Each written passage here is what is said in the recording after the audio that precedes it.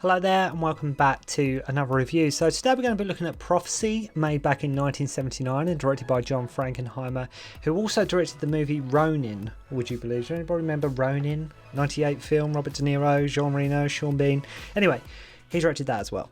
So starring in this we have Robert Foxworth and Talia Shire, and the only way to describe this movie is sort of like a science fiction monster horror thriller in a nutshell. Okay, it's the only way to describe this movie. And I think even Frankenheimer himself has stated the film has a lot more potential than what was actually delivered in the final product. And I can sort of understand what he means by that. And this was one of them movies I had actually not seen, nor do I think I'd ever even heard about until I saw this release from Eureka Entertainment. I had no idea at all about this movie. I love my horror movies, I love cult movies, so I thought I'd pick this one up. The cover looked interesting, you know, I was quite interested in sort of the premise, what I'd sort of read like in the synopsis so far, and so I just jumped right in, right? I saw it, right, I'll give it a go, I'll buy it, and I had no idea what to expect, so I'd not seen it before, so I thought, you know what, I'm going to pick it up. Now, whilst I wasn't disappointed with this movie, it just wasn't the kind of movie I was expecting it to be. And you know, sometimes when you watch a movie or you buy a movie and you sit down to watch it, and it's not you hate it, it's not you dislike it, it just wasn't what you was expecting, right? It just wasn't. It's like, that's all well and good, but that wasn't the kind of movie I wanted it to be. It's not to say you dislike it, but that just wasn't what you know, thought was going to happen. But that's exactly what this kind of movie is. Like, in my head, watching Prophecy, I was expecting so much more of a really gory, gruesome sort of creature feature. And whilst there are some elements of that in this, the movie by and large takes its steps and reveals a lot more carefully. It takes all the reveals and sort of the plot and everything and all the steps it takes a lot more carefully. And in a way, unfortunately, Prophecy plays it too safe. That's the problem with Prophecy. Like, it touches on loads of things, but doesn't really none of everything that's sort of hit upon sort of pays off. There's no payoff to anything, and you have to remember, like, this was around the time when the first Alien movie came out. You know, so like these two movies compared. You know, the story of an environmental agent and his wife filing a report on a paper mill was hardly going to compete with sort of Ellen Ripley going against the xenomorph in deep space, you know? Like, you've got a guy working for the environmental agency going to sort out this, like, paper mill. Compared to Ellen Ripley, you know, say Batman the Xenomorph, wonder which one sounds more entertaining. And there are a few subplots here and there involving, like, a pregnancy, the creature, etc. But like I mentioned, it never really focuses on one. And it sort of glances over these things at best.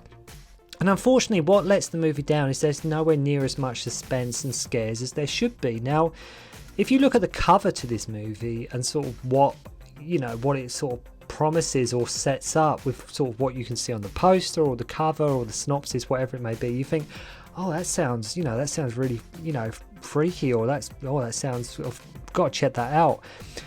There's just nowhere near as many scares, or, you know, nowhere near as much like suspense as there should be. Like, one part wants to be like a Rosemary's Baby type of movie, and the other end it wants to be like this creature feature, and at the same time sort of lecturing the viewer as well on waste and pollution and not to tamper with Mother Nature. So sort of trying to do all these three things, and once the plot gets underway properly and all the build-up begins, it never really, unfortunately, actually sort of fully pays off.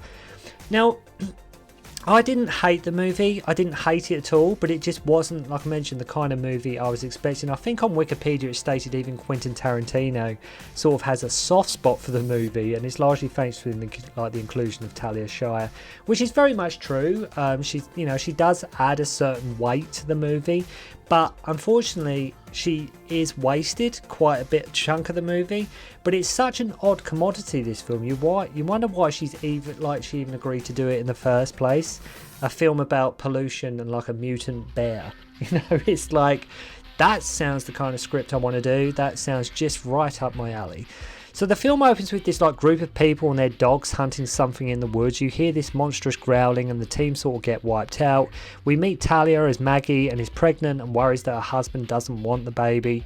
His name is Robert Verne, and whilst visiting the family, like this family in the not so great part of town involving sort of a rat bite, he is then recruited to go and work on this land dispute between some Native Americans and a logging company. I mean, it's not exactly setting your world alight in terms of the plot, is it? You know, he's just come out, he's got to settle this dispute.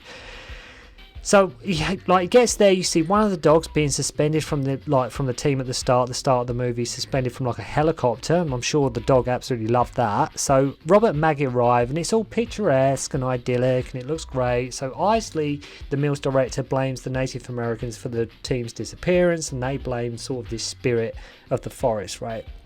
And that's okay, you know, okay, interesting. There's something in the forest. They're blaming these people, but they're saying it's something that's in the forest.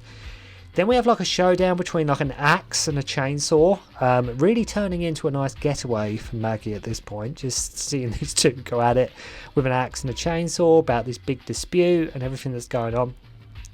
So they catch some fish for supper and they stay in like this cabin which looks like straight something out of The Evil Dead. Like Maggie tries to like mention about children, but Robert's just not interested. He doesn't want to know. Then out of nowhere, he just opens the door and they get attacked by these like sort of lunatic raccoons, which I didn't see coming at all. It totally comes out of nowhere. So John the Chief tells Verne that the logging company is like painting them in a negative light, and some of his people are ill. Like John is like sort of the chief of like sort of the tribe that's there, and like I say, he's saying that they're saying we're doing this but we're not, and like some of my people, he tells them like sort of things grow big here and shows them this like big massive tadpole, right? And they visit the mill and Icy tells them they use like chlorine and like this plastic solution and that it's biodegradable. See, Verne at this point, he just wants to get to the bottom of what chemicals are being used and what is polluting the water. So as I say, it's interesting to a point, right? You know, like these two people are sort of going at it. The truth hasn't fully been revealed, and there's like this giant, great big tadpole, and this people are blaming this people. But at the moment, we've got a guy from Environmental Agency asking the boss of this mill what chemicals he's using, right?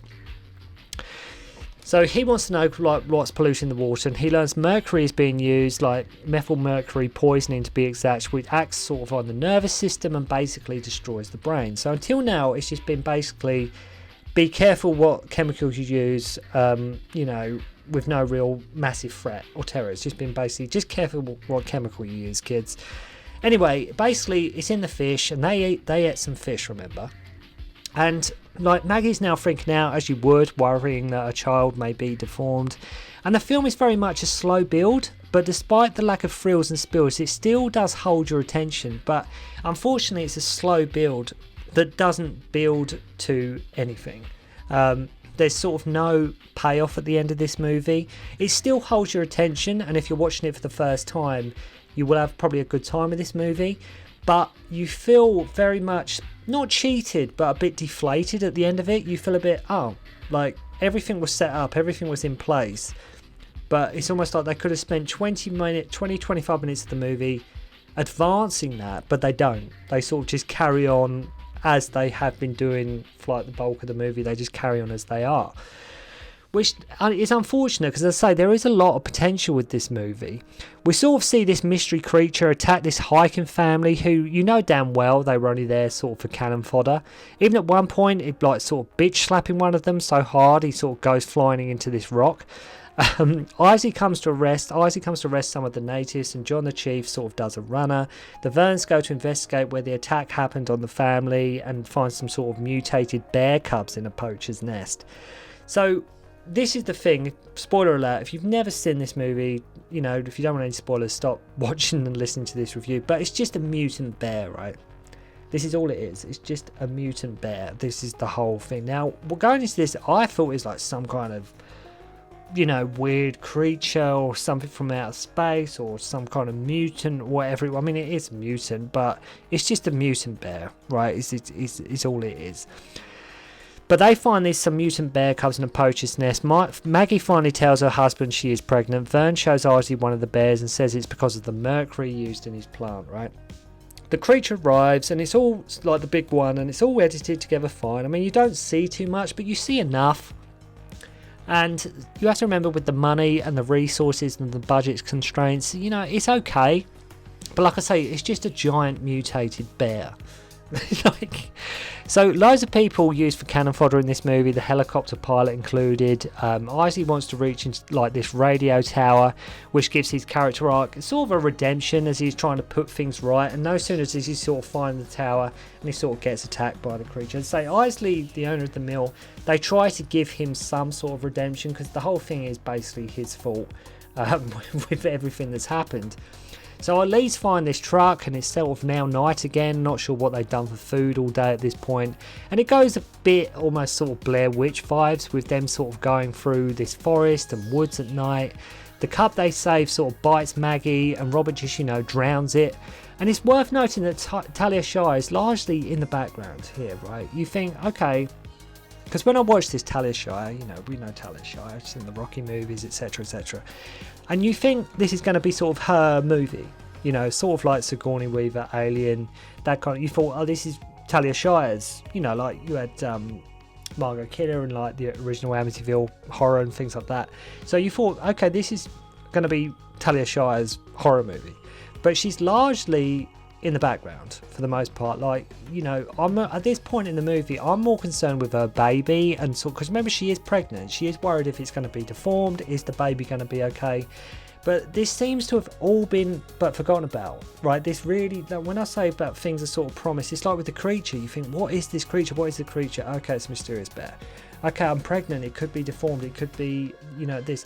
That doesn't go anywhere. It really doesn't, because I thought, when you look at the cover of this movie, especially on the Blu-ray and the posters and things like that, you think it's going to be that kind of, like almost like I say, a Rosemary's Baby-esque kind of movie.